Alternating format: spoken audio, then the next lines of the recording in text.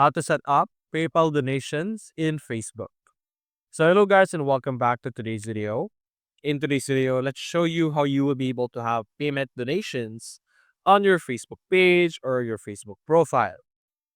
So there is this page in PayPal located in paypal.com/button/, and you will be able to easily create PayPal buttons with different purposes over here. You could create pay links and buttons. You could create buy now buttons. You have add to cart buttons, smart subscribe, and of course over here we have the donate option over here. This donate option requires you to have a business PayPal account, which unfortunately I don't have. But through this option, you will be able to create a custom donate button, a shareable link, and a QR code. The shareable link and QR code are something that you could upload on your profile picture or your profile page as a post or whatnot that you prefer to use it on.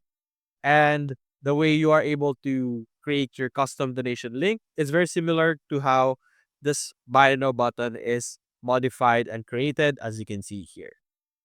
So that's basically it, guys. If you enjoyed this video, leave a like and subscribe. Thanks for watching.